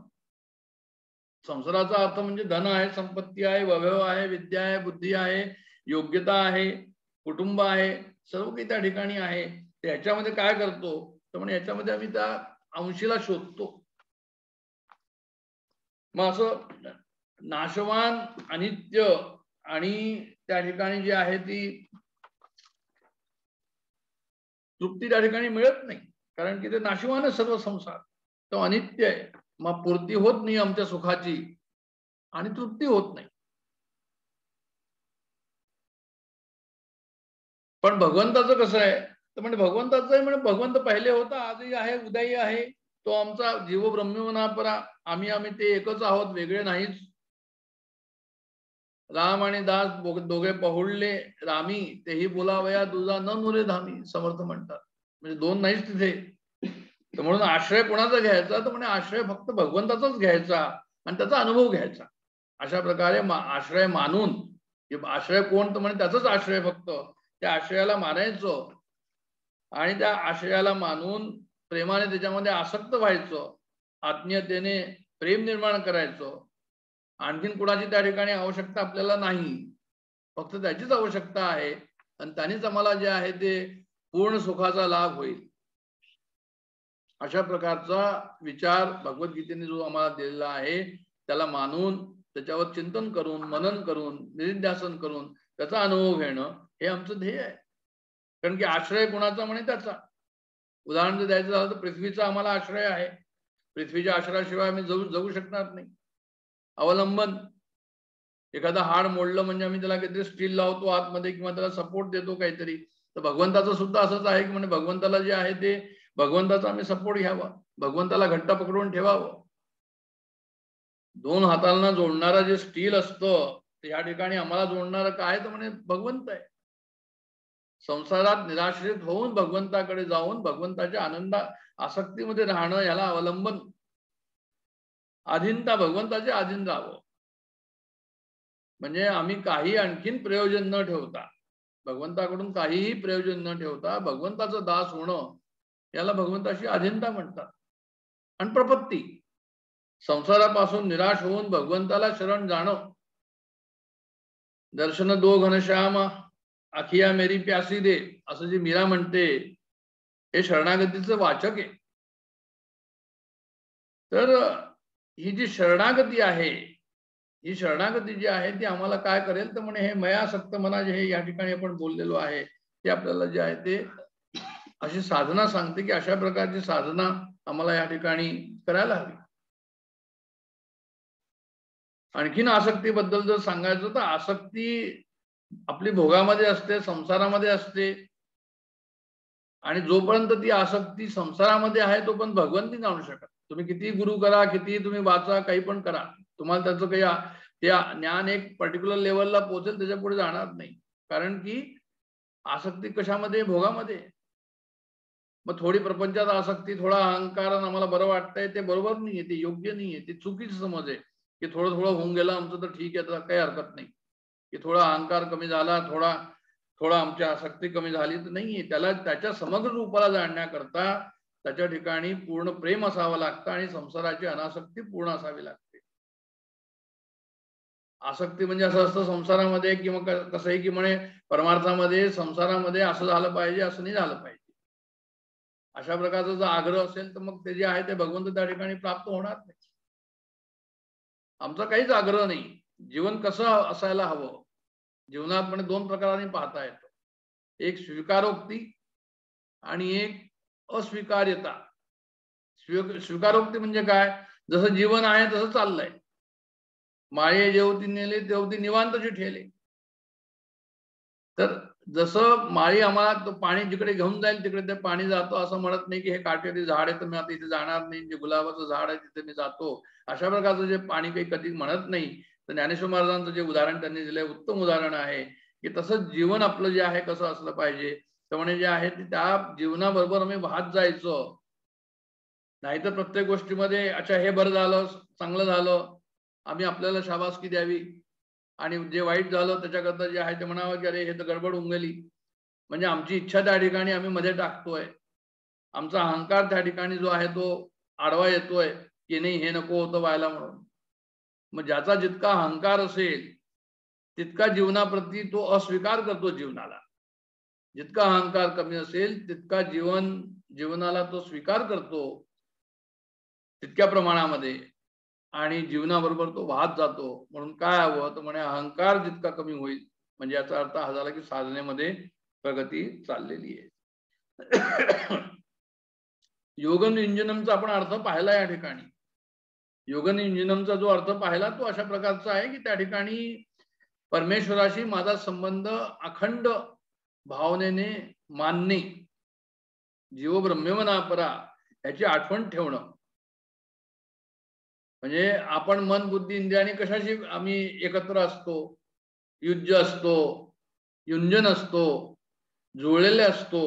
त्यामुळे आमच्या देहाशी, विषयाशी, संसाराशी मी रूपानं आमचं व्यक्तिमत्व कशा प्रकारचं आहे, मन बुद्धी चित्त अहंकार आणि मी देह मिळून आणि माझं जे आहे ते एक व्यक्तिमत्व या ठिकाणी तयार होतं. मग योगम युंजनम याचा अर्थ जो आहे तो असा आहे की हे व्यक्तिमत्व न मानता परमात्म्याशी जी माझी अभिन्नता आहे त्याचा जो आहे तो मी अनुभव करायचा आणि ते व्यापकता त्या ठिकाणी जी आहे ती आणायची व्यक्तिमत्वामध्ये, याला ते योगम युंजनम असं म्हणतात. पण आमचं काय आहे की म्हणजे संसारामध्ये आसक्ती असल्यामुळे ते आपल्याला समजत नाही. भगवद्गीता आम्हाला या ठिकाणी सांगते की तुम्हाला तुमचं व्यक्तिमत्व कशा प्रकारचं हवं. म्हणून संसाराची मधली आसक्ती काढून भगवंताच्या विषयी आसक्ती ठेवावी. संसारावर आश्रय ठेवून, पैशावर आश्रय ठेवून, मुलाबाळांवर आश्रय ठेवून, नातेवाईकांवर आश्रय ठेवून आम्ही आश्रयाचा त्याग करून परमेश्वराचा आश्रय घ्यावा, अशा प्रकारची आवश्यकता त्या ठिकाणी आहे. जोपर्यंत आमचा संसाराकडे ओढा आहे तोपर्यंत जे आहे ते परमात्मा नाही भेटणार. आमचा ओढा कुठे हवा? परमात्माकडे हवा. समजा एखादा मोठा मनुष्य आहे आणि मोठा मनुष्य असेल आणि आम्ही जेव्हा त्याच्या बरोबर आम्ही राहतो तर आम्ही कसं प्रसन्न असतो, का आम्हाला माहिती असतं की त्याचा आधार आम्हाला असतो की हे चीफ मिनिस्टर आहे. आमचं कसं प्रसन्नता असतं की चीफ मिनिस्टर तर आमच्या खिशात आहे, जणू काही त्यांच्याबरोबर आम्ही असतो. तर तसंच भगवंत जो आहे तो सर्वाभूती म्हणजे सर्वाभूती परमेश्वर भगवंत जर माझ्यामध्ये आहे आणि सर्वदूर जर आहे त्याच्याशी जर आमचा संबंध अशा प्रकारचा झाला तर मग काय होईल की त्या ठिकाणी सुद्धा जे आहे ते आम्हाला आनंद त्या ठिकाणी राहील. तर अशा प्रकारे जे आहे ते आपल्याला ह्या श्लोकाचा अभ्यास आपण या ठिकाणी केलेला आहे. आणि आता आपण पुढचा श्लोक जो आहे तो आपल्याला कदाचित पुढच्या वेळेस पाहणं योग्य ठरेल, कारण की थोडा आपण हरिपाठाला आता वेळ देऊया.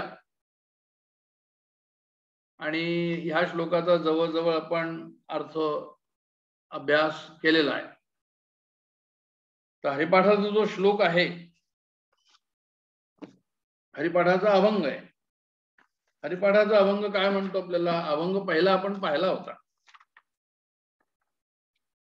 म्हणजे हरिपाठा जो पहिला अभंग आहे की देवाची द्वारी उभा क्षण भरी तेने मुक्तीच्या आधी साधियेला, हरिमुखे म्हणा पुण्याची गणना कोण करी, असोनी संसारी जीवे वेग करी, वेदशास्त्र भारी बाह्य सदा, ज्ञानदेव म्हणे व्यासाची या कोणा, द्वारकेचा राणा पांडवा घरी. हा अभंग आपण पाहिलेला आहे. हरिपाठाचं महत्व, हरिपाठामध्ये हरीचं महत्व, हरिनामस्मरणाचं महत्व विशेषत्वानं सांगितलेलं आहे. परत जे आहे ते हरीचं नामस्मरण व्हावं म्हणून यांनी 27 अभंग या ठिकाणी ज्ञानेश्वर महाराजांनी लिहिलेले. आणि याच्यामध्ये दुसरा अभंग जो आहे तो परत हरीच्या नामाचाच जो आहे तो आपल्याला या ठिकाणी गुणगान करतो आहे. ते म्हणतात की चहुवेदी जाणं साई शास्त्री कारण, 18ही पुराण हरीशी गाती. म्हणजे आता हरी हरी म्हणा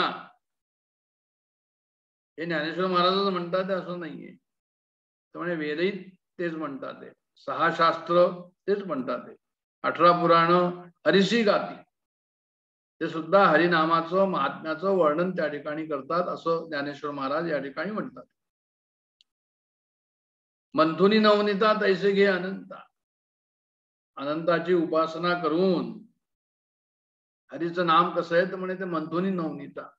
अनंताच्या उपासनेनं हरीचं नाम काय करेल ते नवनीत मंथून घेईल. वाया व्यर्थ कथा सांडूई मार्गू. तिकडच्या गोष्टी करू नको. हरीचं नाम घे.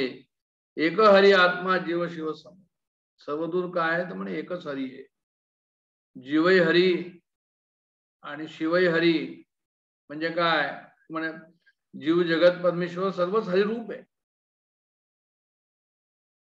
वाया तू दुर्गमा न घाली मन. इकडे तिकडे तू मन जाऊ देऊ नको तुझं.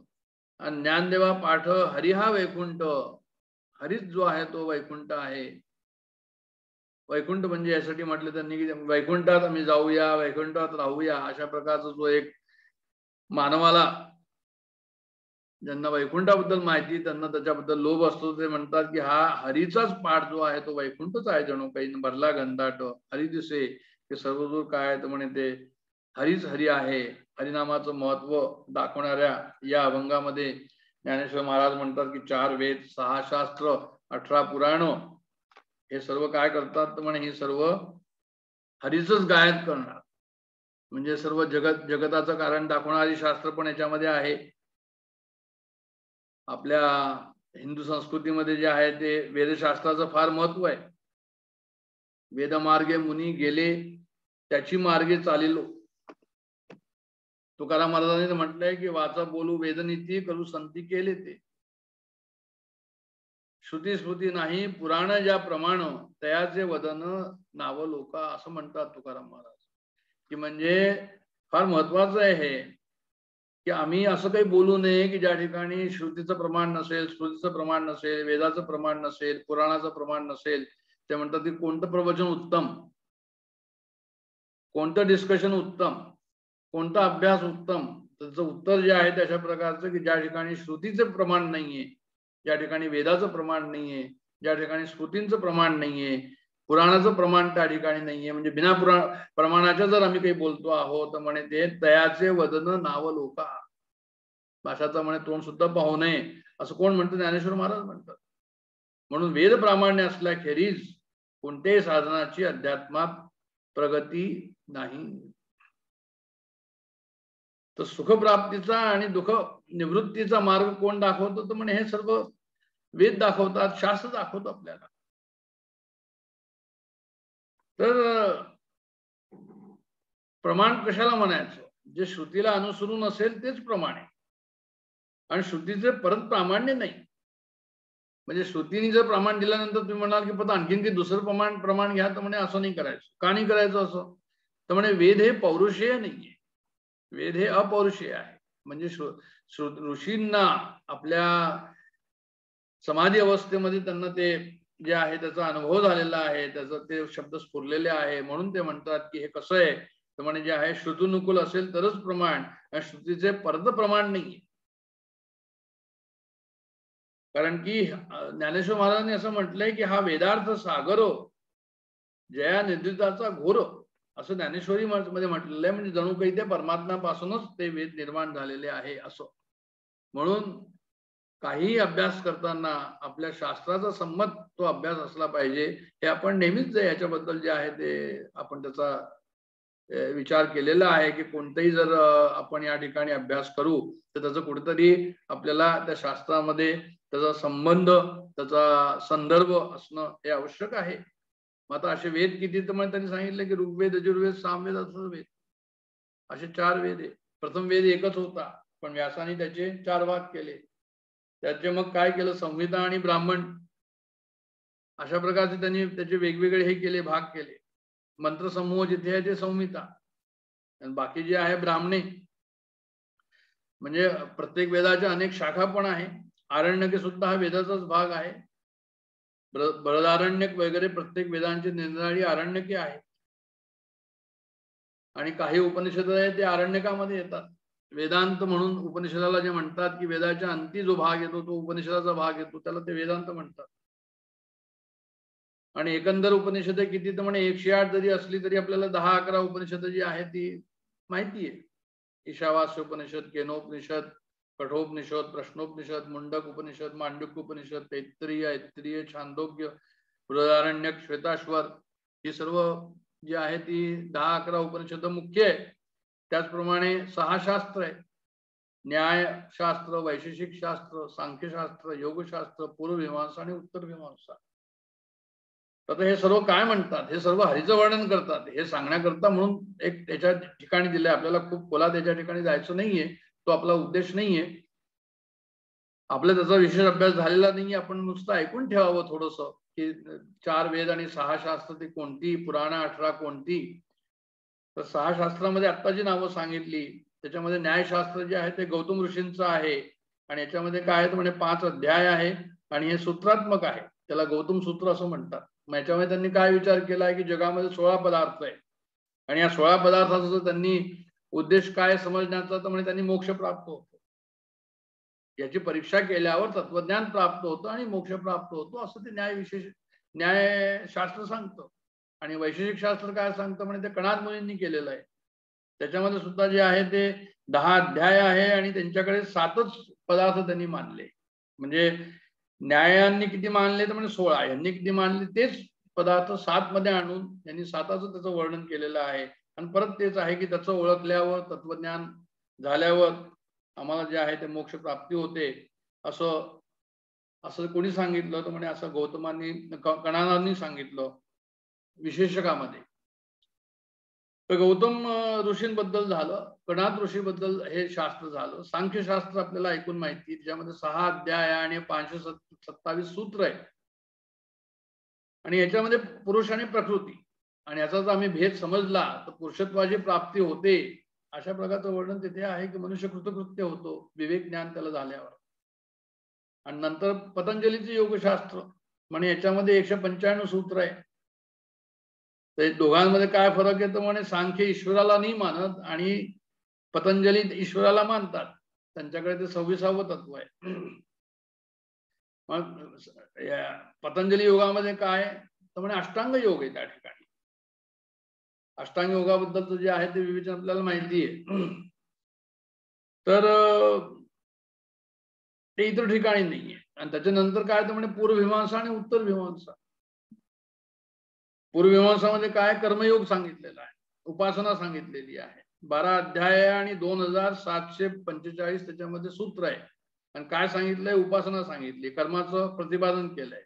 त्यांनी काय सांगितलंय की असं जर तुम्ही वेद कर्म केलं तर तुम्हाला ईश्वर हे साक्षात ईश्वर मानित नाही, मंत्रमयी देवताच ते मानतात. पण ते म्हणजे त्याच्यानंतर तुमचं जे आहे ते कल्याण होईल, स्वर्ग मिळेल अशा प्रकारचं ते बोलतात. उत्तर मीमांसा म्हणजे ज्याच्याबद्दल आपलं सर्वांचं अद्वैत तत्वज्ञान ज्याच्यामध्ये येतो. व्यासाने त्याची मांडणी केलेली आहे, त्याची मांडणी उपनिषद भागावर झालेली आहे, म्हणून याला उत्तर मीमांसा म्हणतात. आणि ह्या मीमांसा म्हणजे विचार. मीमांसाचा अर्थ असतो विचार. मग ह्याच्यामध्ये काय ब्रह्मसूत्र आहे. ब्रह्मसूत्रामध्ये 555 सूत्र त्यांनी केलेली आहे. आणि त्याच्यामध्ये जे आहे ते 4 त्याचे हे आहे अध्याय आहे. आणि त्याच्यामध्ये समन्वय, अविरोध, साधन व फळ अशी त्या अध्यायांची नाव आहे. आणि मुख्य काय याच्यामध्ये काय सांगताय, उत्तर मीमांसा अद्वैत तत्वज्ञान जे व्यासांनी मांडलं आणि जे पूर्ण महाराष्ट्रीय संतांनी सर्वांनी त्याचा मागोवा घेतलेला आहे. म्हणून आपल्याला एक सोयीस्कर झालेला आहे की शास्त्र समजाय करता आपण एकच जे आहे ते एकच शास्त्राचा मागोवा घेतो, म्हणजे ते अद्वैत शास्त्र. आणि ते कोणतं तर म्हणजे ब्रह्मसत्यम जगन मिथ्या जीव ब्रह्मेवना अपरा, हे जे शंकराचार्यांनी शास्त्राचा सिद्धांत मांडला आहे की जीव आणि परमात्मा हा एकच आहे आणि हे मानून घेणं, त्याचा अनुभव घेणं हाच मोक्ष आहे, हेच त्या शास्त्रामध्ये सांगितलेलं आहे. आणि अशा प्रकारे हे 6 शास्त्र या ठिकाणी, हे 6 शास्त्र काय आहे तर म्हणजे 6 शास्त्र सर्व हरीचंच वर्णन करतात, हरीचा महिमा या ठिकाणी वर्णन करतात.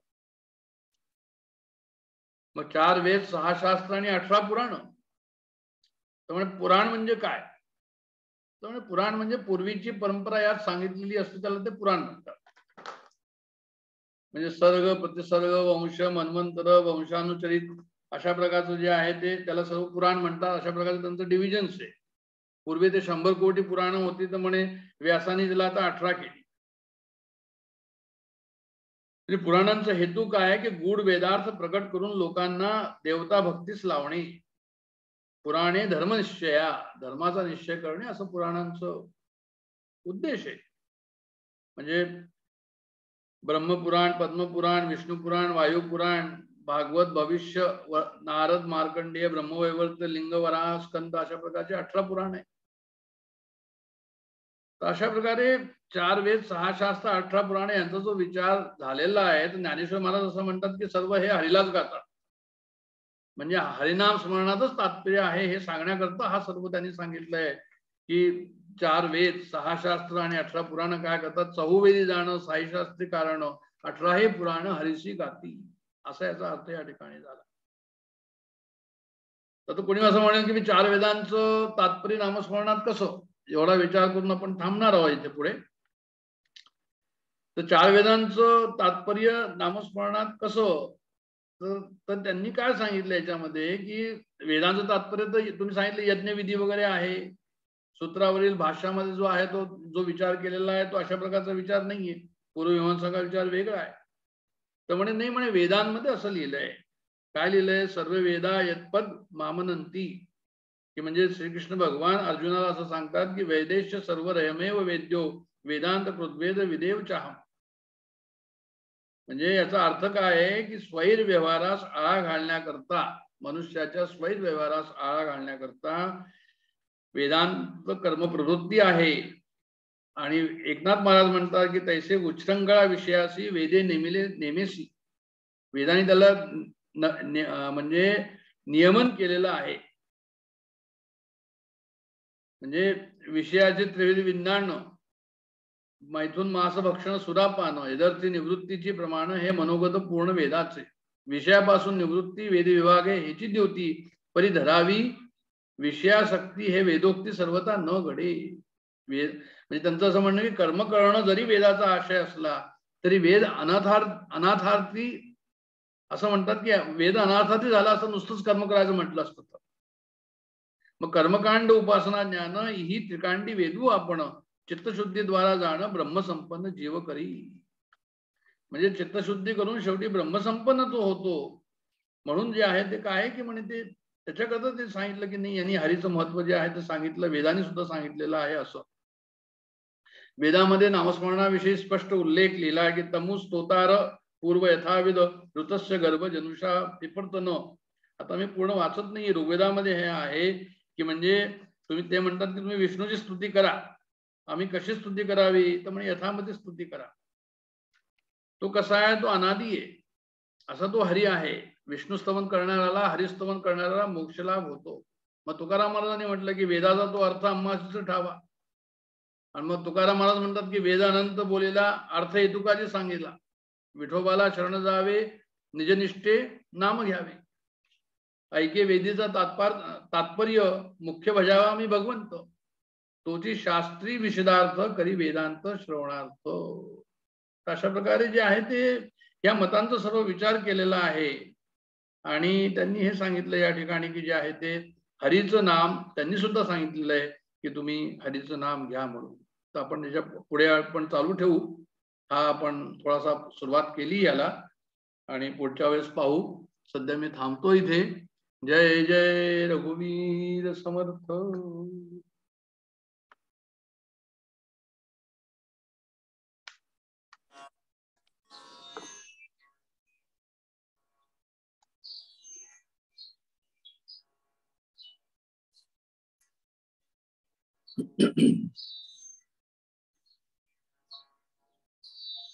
हरि ओम तत्सत. श्री गुरुवे नमः.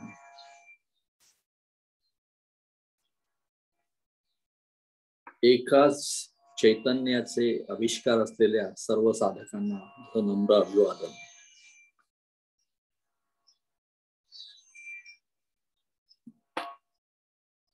एक विचार आहे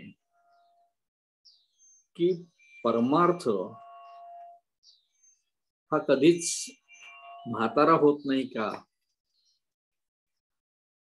हा जो परमार्थ इतका शेकडो वर्ष आपण चाललेलो आहे, ज्ञानेश्वरी 700-800 वर्ष झाली. हा परमार्थ म्हातारा होतच नाही का? शिळा होत नाही का? तो नेहमीच ताजा असतो, नित्य नूतन असतो. असं का बरं? आपण तर खरं आपल्या समोर सगळं काही नष्ट होताना पाहत असतो. सगळं सुंदर, तरुण, उमद, एनर्जेटिक असं बघता बघता जुनं रंग उडालेलं आणि वयस्क आणि थकलेलं दिसायला लागतं. पण त्याच वेळी आपल्या लक्षात येतं की चैत्रामध्ये जशी पालवी फुटते तसं नवीन अंकुर फुटतात आणि सगळं नवीन नवीन सुद्धा येत जातं. हसरी, गुटगुटीत, मऊ मऊ मुलं होतात, जन्माला येतात, नवीन उमेद आणतात.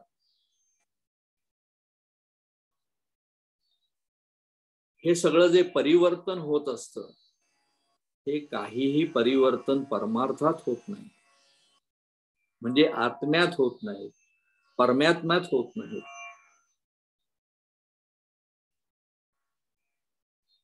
जुनं होणं, जन्माला येणं वगैरे हे प्रकारच परमात्म्यात नसल्यामुळे आणि कालानुसार भाषेमध्ये बदल होत असतो. रॅपिंग मध्ये चॉकलेटच्या बदल होत असतो, पण चॉकलेट आत तेच असतं.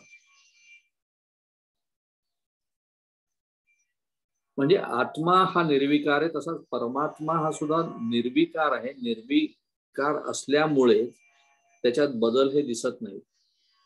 गीतेच्या 2व्या अध्यायामध्ये एक अगदी सुरुवातीला श्लोक आहे की देहिनो अस्मिन् यथा देहे कौमार्यम यौवनम जरा तथा देहांतर प्राप्ती धीरस तत्र न मुह्यते. म्हणजे देहाला जसे बालपण, तारुण्य आणि वृद्धपण अशा वेगवेगळ्या अवस्था प्राप्त होतात तशा आत्म्याला मात्र होत नाही. शरीराला मृत्यू आला तरी आत्मा हा दुसरे शरीर धारण करतो आणि ह्याचं ज्याला ज्ञान असतं, तो विचारी माणूस असतो, तो ह्या देहात बदल होत असला तरी आत्म्यात होत नाही हे जाणून दुःखी होत नाही आणि मोहही पावत नाही.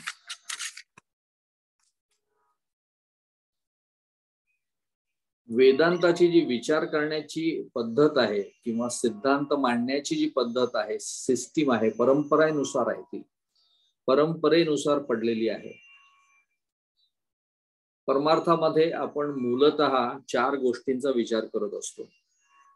एक म्हणजे जीव, जगत, ईश्वर आणि ब्रह्म. ह्या 4 गोष्टींचा विचार करत असतो आणि त्यातला पहिली गोष्ट आहे जीव.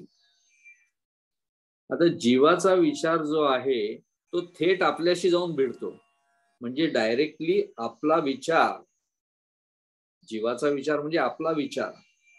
मुळात आपण परमार्थ का करतो? तर आपला स्वतःचा उद्धार करण्यासाठी आपल्याला परमार्थाची ओढ लागते. गंमत म्हणून नाही, किंवा मला विद्वान व्हायचंय आणि मला त्याच्यातलं ज्ञान मिळवून मी पांडित्य गाजवायचं आहे, याच्यासाठी नाही. तसं आपण विज्ञानामध्ये सुद्धा पुष्कळस सायन्सेस सगळे शिकत असतो. केमिस्ट्री शिकतो, फिजिक्स शिकतो आणि मग त्याच्यातून डिग्रीज मिळवतो. पण ह्या सगळ्या गोष्टींचं आपल्या जीवनामध्ये जर डायरेक्ट ऍप्लिकेशन नसेल तर ते सगळं शिक्षण हे निष्फळ ठरतं. तर ह्या परमार्थाचं आपल्या जीवनात डायरेक्ट ऍप्लिकेशन असतं आणि म्हणून परमार्थ हा नित्य नवीन ताजा ठरतो. म्हणजे आपण बदलतो तरी परमार्थ तसाच असतो. थोडक्यात म्हणजे असं की ज्या गोष्टी जीवनोपयोगी असतात त्या टिकतात. मग आपल्याला प्रश्न पडतो की परमार्थ हा जीवनोपयोगी आहे का? परमार्थ जीवन सन्मुख आहे का तो जीवन विन्मुख आहे? म्हणजे जीवनाकडे पाठ फिरवणारा आहे की काय परमार्थ? बरंचसं तत्वज्ञान असं असल्यामुळे की आपल्याला वाटतं की जीवनाकडे पाठ फिरवणारा परमार्थ आहे, निवृत्तीपर आहे. आणि बऱ्याच जणांची अशी समजूत असते की परमार्थ हा निवृत्तीपर आहे आणि जीवनात याचा काहीही उपयोग नाही. हे सगळे म्हातारपणचे धंदे आहेत. पण हे काही खरं नाही. आधी आपण विचार केला की परमार्थ कधीच जुना होत नाही. डॉक्टर काका आपल्याला परमार्थ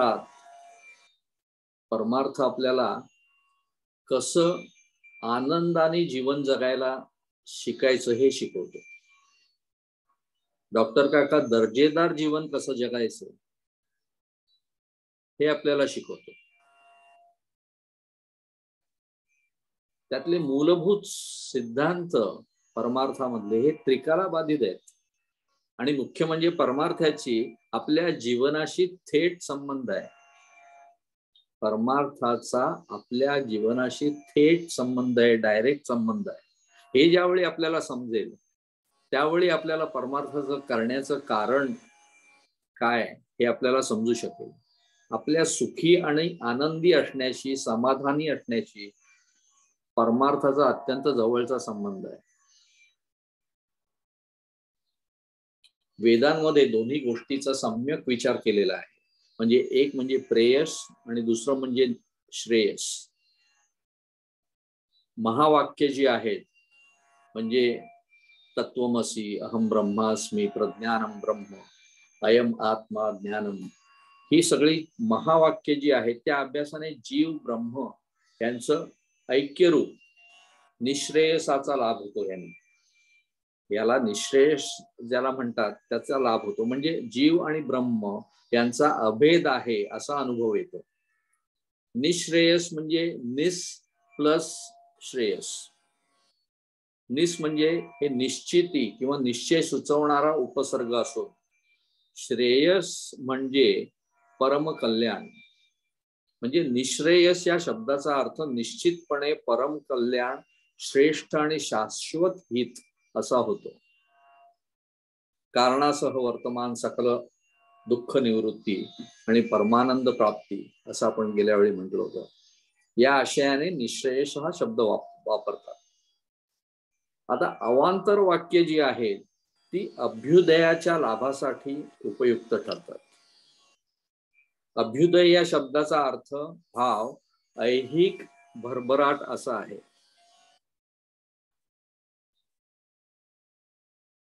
अभ्युदयाचं साधन जे आहे ते विहित कर्माचरण आहे. त्याप्रमाणे वेद हे, याप्रमाणे आपण जर बघायला गेलं तर वेद हे आपल्याला अभ्युदय आणि निश्रेयस अशा उभयरूप धर्माचा प्रसार करतो किंवा प्रणेता आहे किंवा तो विचार वेदांमध्ये आलेला आहे. अभ्युदयाचाही आहे आणखीन श्रेयसाचाही आहे. आता बहुजनांचा विषय जो आहे म्हणजे बहुतेक जणांचा ओढा जो असतो तो विषयभोग प्रपंच याकडे असतो. त्यांना ज्ञानाधिकार येण्यासाठी विहित कर्माचरण हा एक भाग उपाय आहे. आणि ह्या लोकांची संख्या खूप असल्यामुळे वेदांचा 80% भाग हा कर्मपर आहे. 80%, 80% भाग हा ह्या कर्माचरण कर्मकांडांचा आहे.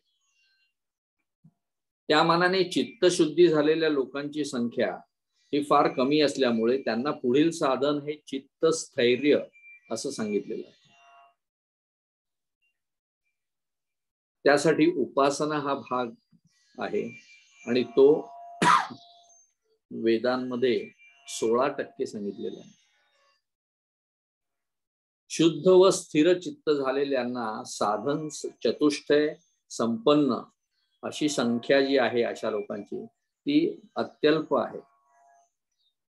आणि तेच ज्ञानाधिकार म्हणजे पुढच्या मोक्षासाठी म्हणून सांगितलेले आहेत. आणि त्यांच्यासाठी वेदांचा जो उपनिषद वगैरे असा ज्ञानपर जो भाग आहे तो फक्त 4% आहे. यावरून वेदांताने सर्वांचा विचार केला हे कळतं आणि वेदांचं दयालुत्व त्याच्यावरनं सिद्ध होतं. असो, तर आपण पंचकोशांचा आत्मषटकातून विचार करतो आहोत, आणि हा विचार करताना हे थोडस मागे वळून आपण एक वेगळं पर्स्पेक्टिव्ह पाहिलं की हे आपण करतोय हे का करतोय, आणि आपण बरोबर ट्रॅकवर आहोत की नाही, आणि हे बघण्याची मधून मधून जरूर आहे. तर पंचकोशामध्ये आपण पहिल्या 4 कोशांचा परामर्श घेतला, आणि हे कोश म्हणजेच अन्नमय कोश, प्राणमय कोश, मनोमय कोश आणि विज्ञानमय कोश. असं म्हणजे आत्मा नाही, मी नाही, असं पंचदशीच्या स्तोत्रांवरून आपण सिद्ध केलं, त्यांचा बात केला. आता बात करणं म्हणजे काय, तर असून नसल्याप्रमाणे करणं.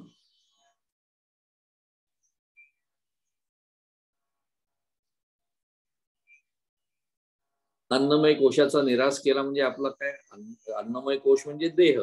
तर आपला देह कुठे गेला नाही, देह आहेच, परंतु तो देह म्हणजे मी नाही हे आपण पाहिलं.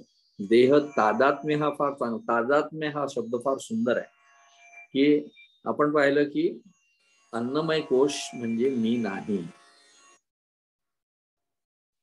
तर हे देह तादात्म्य आपण त्याच्यातून घालवलं. असं आपण सगळ्या 4ही कोशांचा आपण बात केलेला आहे. आता आज आपण सुरुवात करणार आहोत 5वा कोश आणि शेवटचा आनंदमय कोश याचं चिंतन करणार आहोत. परंतु त्याच्यापूर्वी एक शंका मला कोणीतरी विचारली, आणि त्याच्याबद्दल पंचदशीमध्ये मी रेफरन्स पाहिला की त्यांनी असं म्हटलं की मन आणि बुद्धी हे अंतःकरणाचेच भाग आहे, आणि मग अंतःकरणाचे जर ते भाग आहे तर त्याचे 2 वेगवेगळे कोश मांडण्याची जरूर काय, की मनोमय कोश पण आहे आणि विज्ञानमय कोश पण आहे, अशी मांडण्याची जरूर काय. तर त्याच्यामध्ये पंचदशी असं म्हणते की कर्तृत्व करणं त्वाम भ्याम विक्रियेत येतांत इंद्रिये विज्ञान मनसी अंतर्बहिश्चेते परस्परम. जे अंतःकरण जेव्हा करता होते तेव्हा त्याला बुद्धी असं म्हणतात, आणि जेव्हा ते साधन होते तेव्हा त्याला मन असं म्हणतात.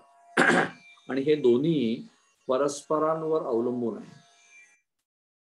म्हणजे निर्णय घेणे किंवा निश्चय घेणे हे बुद्धीचं जसं काम आहे, त्या इंद्रियांचे विषय बुद्धीपर्यंत आणून पोहोचवणं, विषयांचे संकल्प करणं, बुद्धीने घेतलेले निर्णय इंद्रियांमार्फत नेऊन कळवणं, याचं साधन मन आहे. मनाने संकल्प केल्याशिवाय व बुद्धीपर्यंत ते विषय आणून सोडल्याशिवाय बुद्धीला निर्णयाला विषयच मिळत नाही, काही कामच मिळत नाही.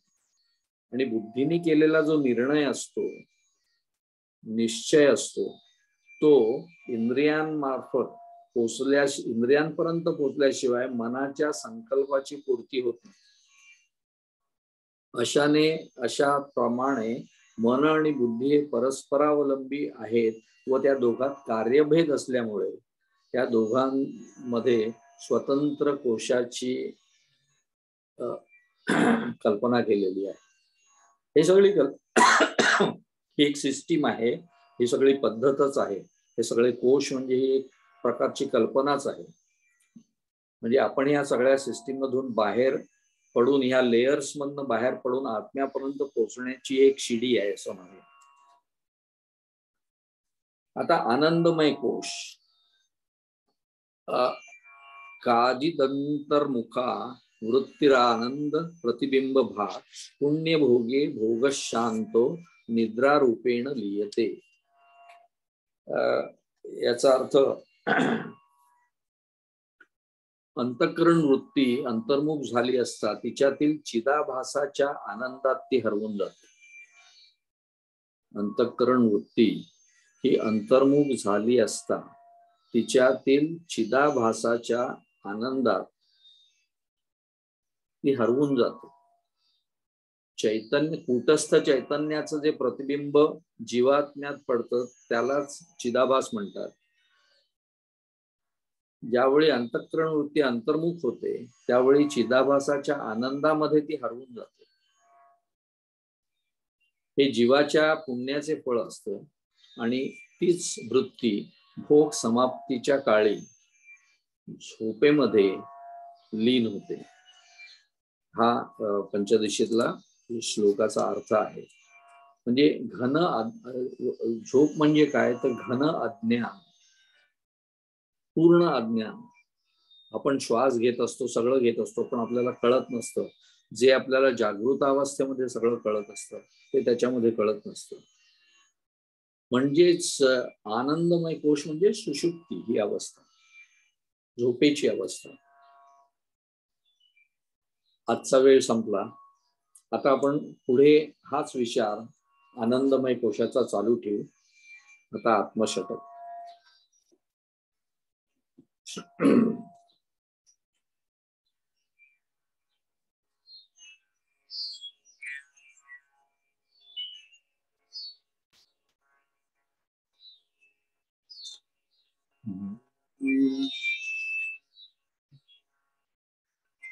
मनोबुद्ध्यंकार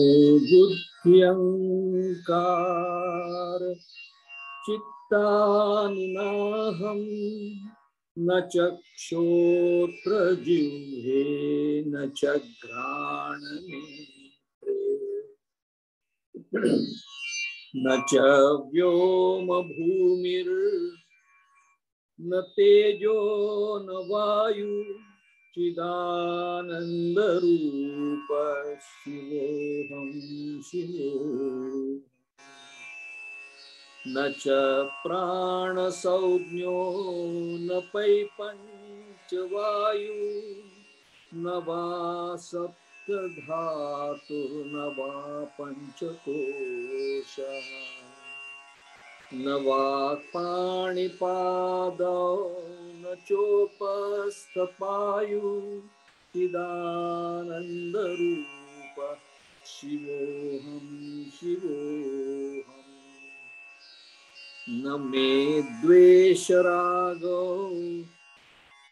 न मे लोभ मोहौ मदो नैव मे नैव मात्सर्य भावः न धर्मो न चार्थो न कामो न मोक्षः चिदानंद रूप शिवोहं शिवोहम्।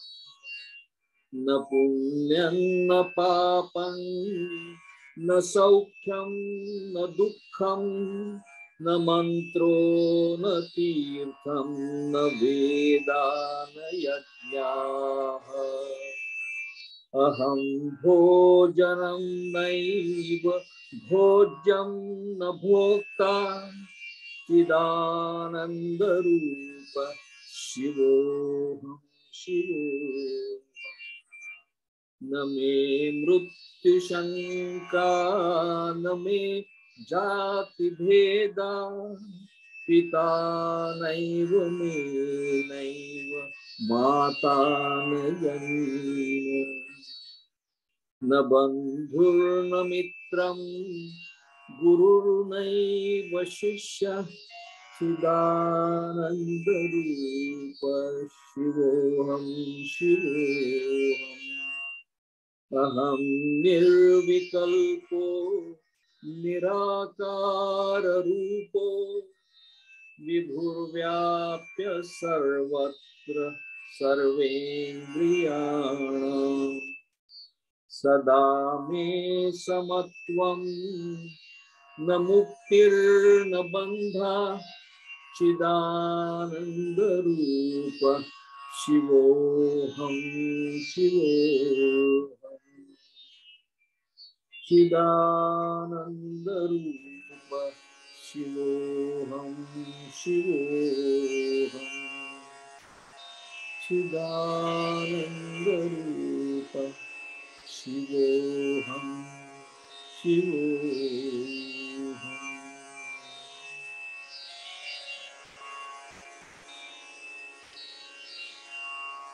ओम पूर्णमदः पूर्णमिदं पूर्णात् पूर्णमुदच्यते पूर्णमेवावशिष्यते पूर्णस्य पूर्णमादाय पूर्णमेव वशिष्यते। ओम शांति शांति शांति।